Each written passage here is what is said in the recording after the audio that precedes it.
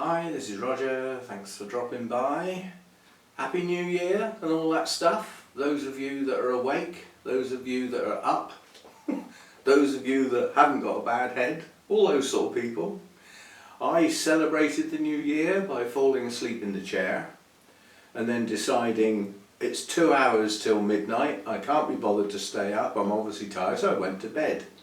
And for the first year ever, I didn't get woken up by the fireworks, which I can only assume meant that there weren't that many and they weren't that close.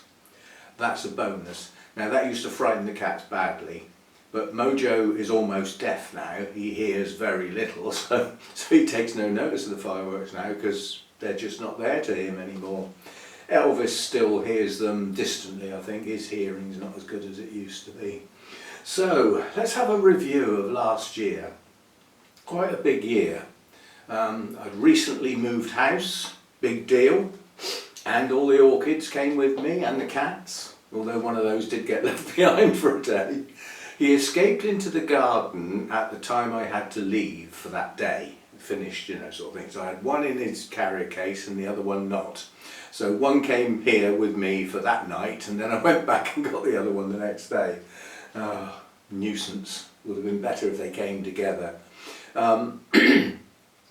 Yeah, so moved house, big deal.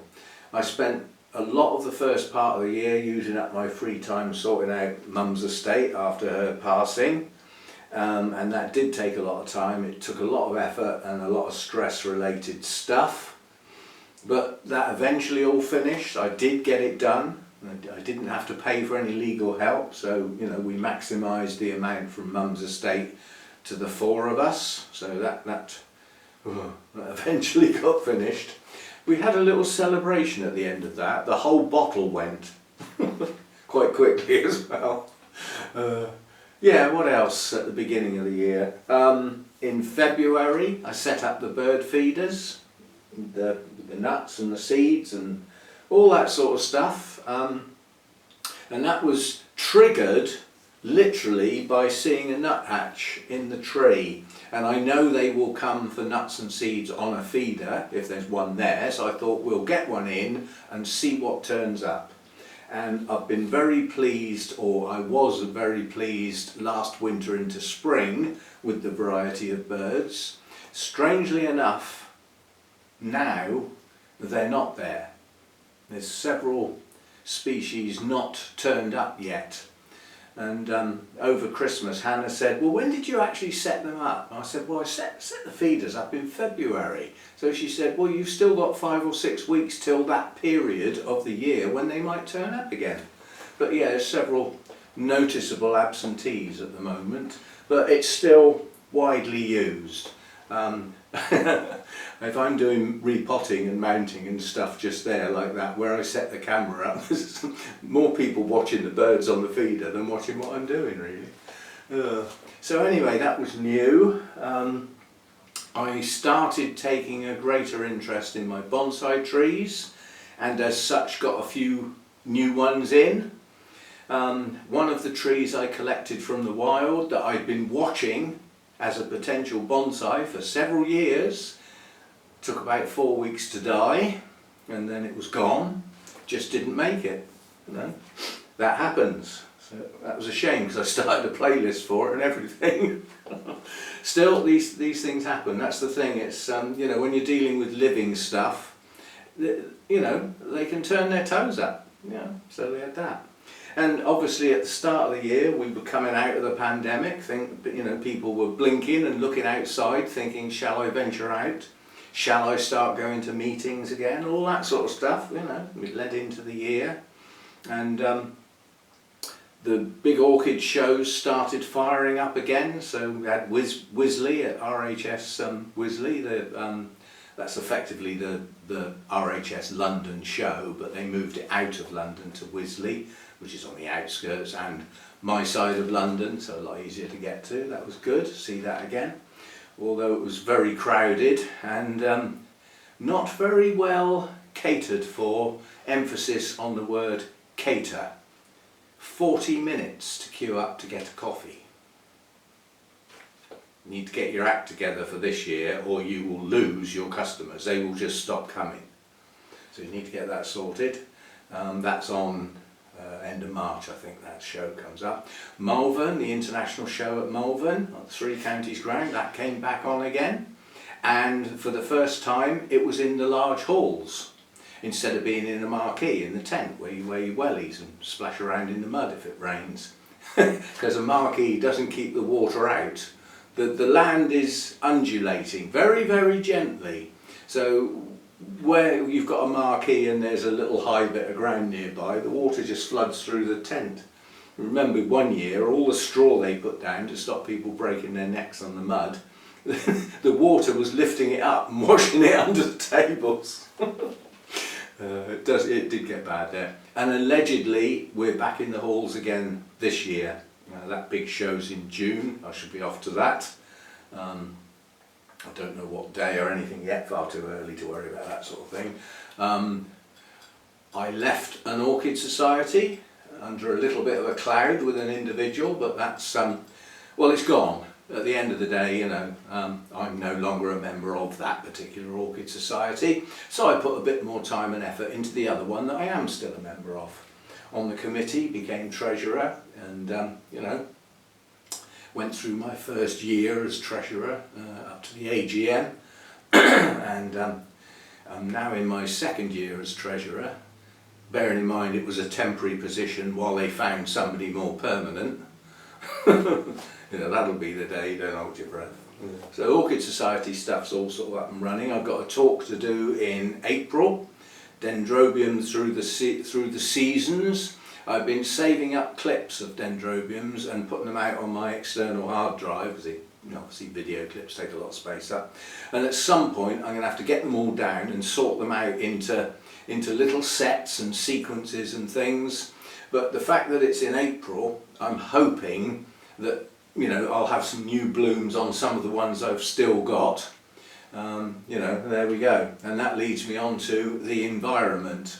When I first got here, I was over the moon. I thought, what a nice, clean, bright place without the sun on the glass, having to worry about shading and all that sort of stuff.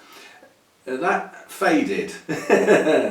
And it's taken a year really to sort out what's different and more importantly the effect it's had. I've lost quite a lot of orchids that have either just died or rotted, and it took me a while to work out what was going wrong, because at first I thought, marvellous, much brighter light for the bright light orchids, brilliant. I thought that was a mealybug. Not, but like I always say, if you see them, kill them. Well, that didn't need killing because it wasn't, but otherwise it would have been. Yeah, it took me a while to realise that without the sun, eventually the sun did start hitting the roof, coming over the roof of the house onto the ear. And as the sun climbed higher in the sky, that shadow moved up. But the best it ever does is half of the roof. And that roof slopes away from the angle of the sun, so it's hitting it at a very steep angle. So it doesn't generate anywhere near as much heat as I used to get in the other place. And again, I thought, goody, I haven't got to battle with the heat like I had in the other place. The other place had an extractor fan, an inlet fan, two huge circulating fans, humidifier off and on nearly all day long to try and keep it cool and humid in that heat. Well, my mindset brought that to here. So earlier in the year, without the sun, what I hadn't really appreciated is I wasn't getting the daytime temperatures. And without the temperature, we don't need the humidity, do we? That's what's lost me quite a few plants, is humidity higher than needed at lower temperatures, which then went into the night and turned into 100% humidity with even lower temperatures, far lower than I used to get in the other place. So it took a while to realise what was going wrong. Now I know this year I can try and do something about it. Well, the first thing I did towards the end of the summer was shut the humidifier down. And then I actually got a dehumidifier, so I was working the opposite way round. I was trying to get the humidity down rather than keep it up all the time. Complete opposite. And all that was because the sun doesn't hit this place, therefore it doesn't warm it up. So like this time of year, you know, we had a really cold snap before Christmas, which was pretty bad. The heater was on nearly all day as well as all night. Well, not continuously, but I mean on the thermostat, topping it up. And that will happen any time I get a cold snap. Because if it's that cold, my house is reluctant to get warm and stay warm. It loses heat, either through the walls or through the rather bad windows. They're wooden windows, and they've got the old-fashioned double glazed units in that have only got a tiny little gap. So there's not much insulation in those windows, and the heat just leaches out of this house. So when it's a really cold spell, I have to keep me warm, which means I have to keep the door shut, and with the door shut the heater's going to be used to keep it, you know, above the 13, 14 degrees even during the day. So what else happened as a consequence of the environment? Well, obviously my orchids spent the winter here. Last winter they spent in here, which meant they went into the spring in here. And what didn't happen and wasn't appreciated was I didn't get the increase in daytime temperatures as a consequence of the sun on the glass, which I used to get in the other place. Irrespective of the shade netting, the sun used to warm the place up as soon as it hit the glass. And on a sunny day, even in the winter, it raised the daytime temperature.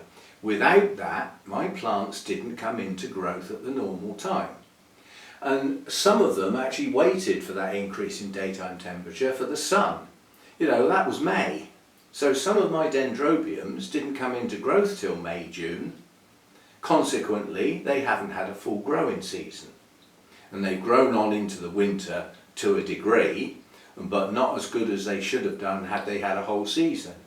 Now that's something, I've got two choices. I accept that's the way it is and put up with smaller new canes on those plants because they won't get their full length, which means less blooms, and just accept that's how it is. Or I've got to pay to increase the daytime temperature along with the day lengths as they occur. So once we get out into February and the day lengths start to change more quickly, I need daytime temperatures to be quite a bit above the nighttime temperatures, and the only way I can achieve that is to use the heater, which costs money. And you know, so I've got to, we're not there yet, but in the not too distant future that decision's got to be made. Do I accept shorter seasons for growth on what will affect quite a few plants, those that have survived and not died, yeah? Or do I pay for that heating? Once the new growths are up and running, I don't need the daytime heat anymore. Once they've started, they'll probably continue okay. You know, because obviously as we get out into April and May, the sun will start hitting that roof and I'll get some help with the old daytime temperatures. But that's yet to be decided. But again, as a consequence of the change in my temperature range, I've dropped the winter temperature down 2 degrees, which doesn't sound a lot, but it is, because it would take some plants that were just hanging on below their tolerance level, and that's where some of my dendrobiums have died. It's just too cold for them. And I've accepted that that's what's happened, and we won't buy any more in that temperature range unless I've got a recommendation from somebody else who grows it who says, well, mine puts up with 12 degrees in the winter and it seems okay. So that particular type might be okay in amongst the, you know, like if you take the black hair types, I've lost quite a few, but some are doing fine and growing strongly all through the winter. So some are more temperature tolerant than others, but it's weeding them out is the problem. And so my temperature range has dropped back, so my eye for looking out for new plants has got to change with it. So, you know, we don't start getting, you know, the giant cattleyas that need well, in the main, that need plenty of heat in the growing season. Well, I might not be able to provide that, so it's best just not get them. If they're not going to do well, don't get them. And start getting more of the ones that I know are doing okay, have done okay through this winter, including a pretty desperate cold snap, and just change the sort of things I buy. I mean, it's strange, in theory, my Miltoniopsis species should have been far happier, and they've all died, every single one of them. Most of them have died through rot. Well, where's the rot come from then? Humidity's too high for those low temperatures. In an environment that's not a perfect environment at the end of the day. So, yeah, some adjustments have been made and will carry on being made. I mean, I've gone from 1 Cymbidium to 3. I don't plan on getting any more unless I can find some nice miniatures. But now that the interest in the bonsai is sort of fired up again, I'll have more interest outside rather than just in here. And as a consequence, having some Cymbidiums outside for the summer is not a problem, because I'll be out there watering the bonsai anyway. They can get the hose put on them, you know, and I can find places for them where they just get morning sun, you know, so they get some sunshine and then they're shaded from the hottest part of the day. There's plenty of places in the garden where that can be achieved. So we might be getting a few more of those. Talking of failures, out of the corner of my eye, we've just lost another one. This is not going to make it now.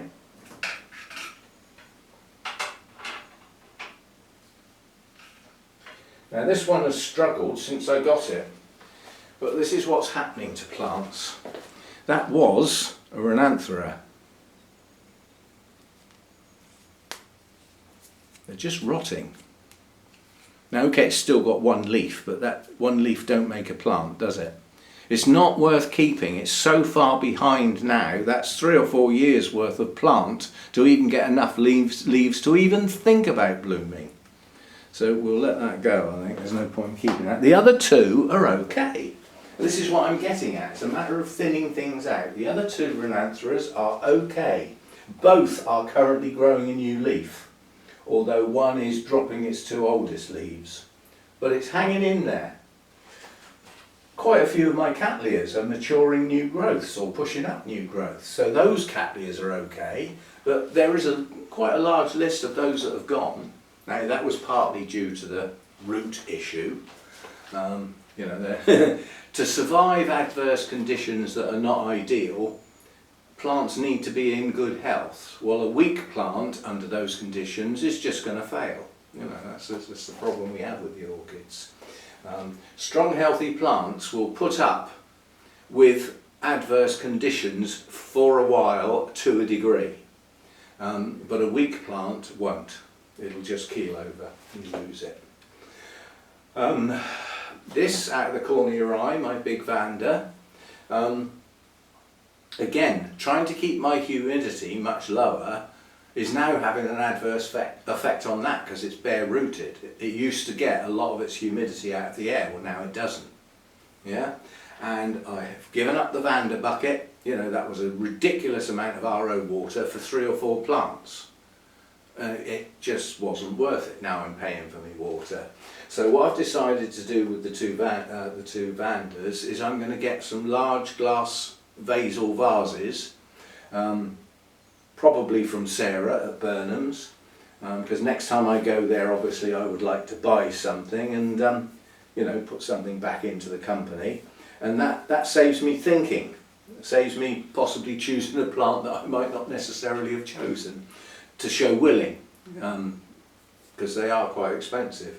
But then the idea will be to grow the Vandas in a glass vase where you fill it up with your nutrients or water if that's what you're doing, leave it for a few hours, get a good soak, and then pour it out and just leave a bit in the bottom for a few roots to dip into, so the plants stay constantly hydrated and the root base is always nice and humid and moist, and they should grow better.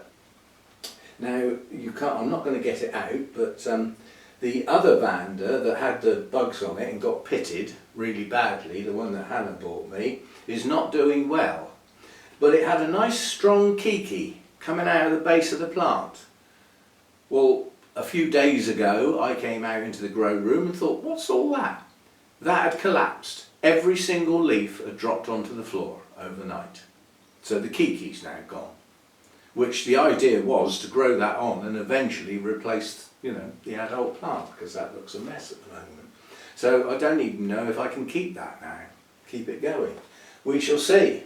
So now most of the Oncidium types, certainly the ones, the intergenerics that have got Odontoglossum or whatever the other one is, the other cool growing one, in amongst it, they should do okay. They should not be affected. They should grow on nicely. The ones at the warmer end, like the Brassias, they probably won't grow as well. But they should still hang in there. I mean, where some of those Brassias are at Burnham's, I know they're not, I know it says intermediate, but I know up one end of that greenhouse it's not. Times are hard, you can't afford to heat places that you can get away with not heating. So maybe the two that I've got will do okay and may still bloom. They seem to be growing okay, they've certainly got the light to enable them to bloom. That's something I'm not short of, is light, and it's all round light. So I shouldn't have any worries about light related issues. It's just the temperature range, and within that the humidity level. And it seemed so odd after so many years of having to keep my humidity up all the time to suddenly have to get it down because it was too high.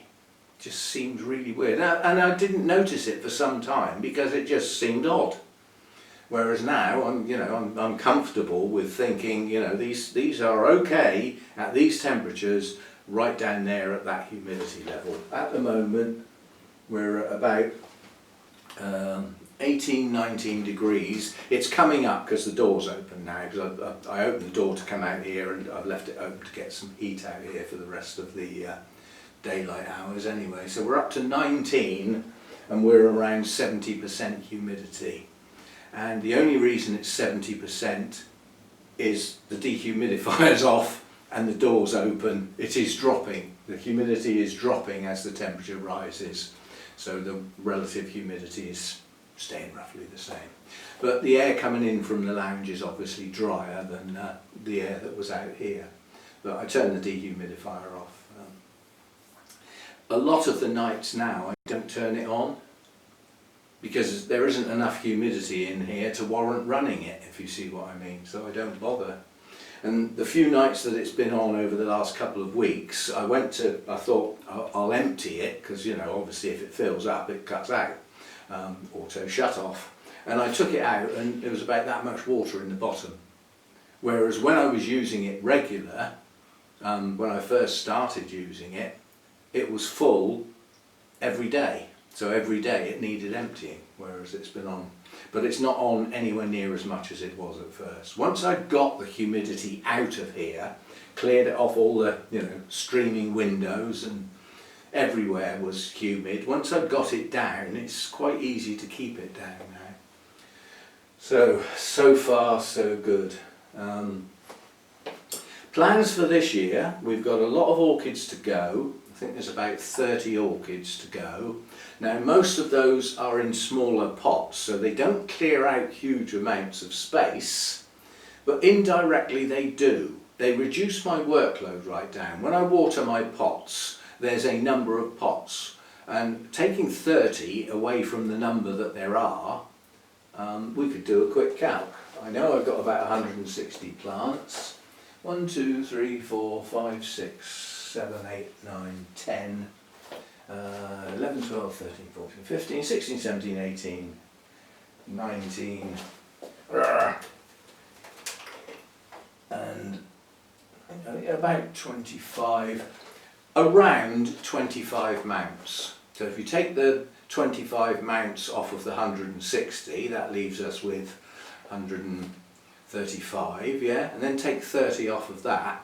Instead of having those pots to water, will be down to around 100, which is going to be far more manageable. So yeah, I'm looking forward to reduced numbers, and the orchids to go could come up pretty suddenly now. As far as I know, there are no more postal strikes. Now obviously it's New Year's Day today, which is a Sunday, which means tomorrow is the bank holiday in lieu of today. And then come Tuesday, if the postal workers are all back to work, by the end of this week, the backlog will have been cleared. Yeah? So next week we could be looking at posting the orchids. So if the postal workers are all back and that's all up and running fine, then all we're looking at is what's the weather doing. And you know, literally I can make a decision on the Saturday or the Sunday and actually say, right, tomorrow on Monday the plants go round and get posted, because the first 2 or 3 days of the week the weather's going to be mild. So we could be looking at posting those off next week. And if I do decide to do that, then the Sunday chat will be a one-off, because it will be me filming, taking all of those plants out of their pots, because they're going bare rooted. Well, they're not going to get completely stripped bare rooted. They're coming out of their pots and being given a good shake to get the worst of the media off without damaging roots or fiddling around. And then each plant can just be wrapped in some kitchen roll or something and laid gently in a box. So that may well be next week's Sunday chat, if I make the decision to do that. What else has been going on this year? We made the decision with the overgrown garden to leave it, to see what the plants did, find out what was going to bloom and when, find out how vigorous plants were, all that sort of stuff. On reflection, that may not have been the best idea for some of the plants in the garden, because they went mad, and now I've got a hell of a job cutting them back and clearing up everything that's cut down. But we've attacked the garden, we've started it, we've done some, done a couple of videos on that. Yeah, so and in the next few weeks there will be more of that, because I still haven't finished that initial hack to get everything down to where I want it, so that the amount it grows in a year or half a year is manageable and doesn't get such that I have to get a ladder out or steps out to deal with it. Get it all down where I can get at it, basically. And we've got the tools to do it. We've got the big hedge trimmer on the long pole, and we've got the saw, you know, pruning saw with the rope that you pull for the pincher cutter to do the high spots. So we've got all that done. So I've got the tools to do the garden now. I need weather, like not freezing cold and not raining. We don't do rain. We don't do gardening in the rain. That's a silly idea. Rain is for looking out the window at. It's not for being out in. If it's raining, whatever needs doing out there can wait till it's not. Don't go out in the rain. Unless you absolutely have to. And I can't think of many reasons where I would have to. Anyway, so the garden's coming along, and then this coming year the garden will become far more part of my environment, because I'll be cracking on with the bonsai staging. I've done one unit, got another unit to do. That needed weather, and it needs all those plastic bags put in the car and taken around the recycling centre, which that can be done on any nice day that comes up where I'm not busy doing something out here. So we will get the garden straight and spend a lot more time out there. We've got some buddleias that they've survived the winter in their pots. They'll produce some flowers that should get some butterflies in. Hopefully we can film some of them as and when they come in, if they keep still long enough. And I'm hoping that, you know, during this year, out there will become a nice place to be. I'll have my trees set up, you know, with their nice looking staging, all coated up. We'll have the bird feeders to sit and watch, and we'll have some colour in the garden that we didn't really have much of last year, to hopefully attract some butterflies in. And it will be a nice place to sit with my coffee and all my wine. not at the same time. Right. So, not really orchids today, but a review of the year. And all I can do is look back on last year and say it was strange. Lots of people said it was a funny growing year, and they didn't necessarily have to put up with moving house and a whole new environment on top of a funny growing year. So I'd have to look back on my orchid growing year last year and call it difficult, not strange, because things changed. And yeah, now plans could be made this year to hopefully make it better. A lot of what was going wrong was unobserved for a while, long enough to do damage, and then, you know, too late to correct it, sort of thing. So this year we can plan ahead and we can see what we can do. And hopefully it'll be better. I can see some of my dendrobiums have actually got nubbins starting to show, so a few are definitely going to bloom to one extent or another. Those that live. Don't forget, it's only the 1st of January. We could get a whole month of freezing cold weather yet, you know. I mean, I can remember years where it snowed at the beginning of February and the snow was still there in March. You know, we could have plenty of bad winter yet. It ain't over yet. We shall see. Anyway, I'll leave it at that, just to chat today, but sometimes it's good to pick a point and think back over your year. Not necessarily just your orchids, but certainly including your orchids. And think, I mean, another thing I forgot to say, I changed my feed halfway through the growing season. I can't do a report on that because I can't emphatically say anything's changed, quite honestly, because things weren't growing as well as they have been in the past. So for me, you know, if I took a logical answer to that, did the feed make any difference? I'd have to say, well, yes, things are worse. But I know it wasn't the feed necessarily, it was the conditions. Hopefully. Was it the feed? Was it the conditions? Chances are it's possibly a bit of both. I'm still on the fence about dropping the P and K values down to virtually nothing. So when we do get into the growing season, I think what I will be doing is I will use the K-light, I will carry on using it.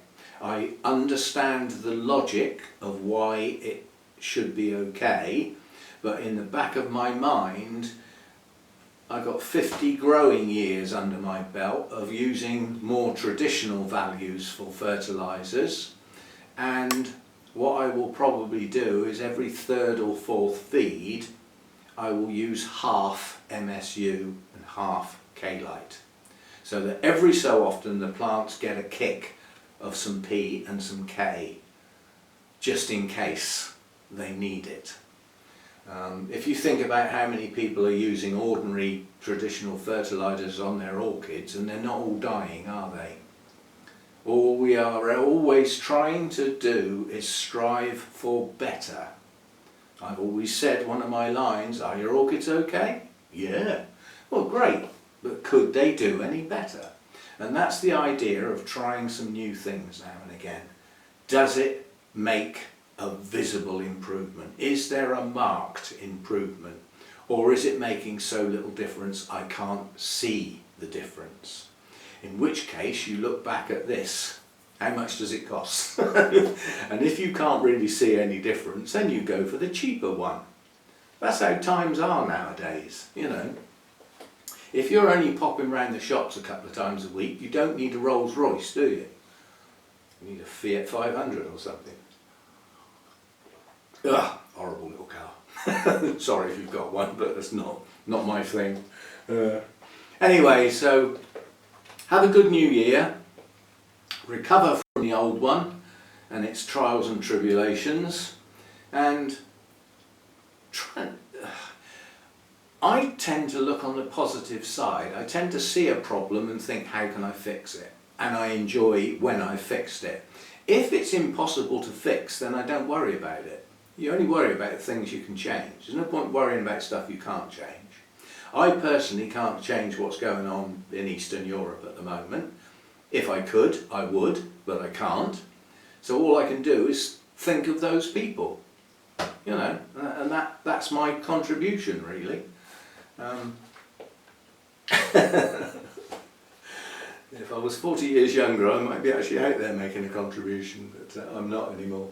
So yeah, you know, we think of others as part of our well-being. It makes us feel good to feel for others that are maybe not doing so good. I mean, I heard a story, one of my comments actually upset me. With the cold spell, somebody said they were away and the cold spell hit.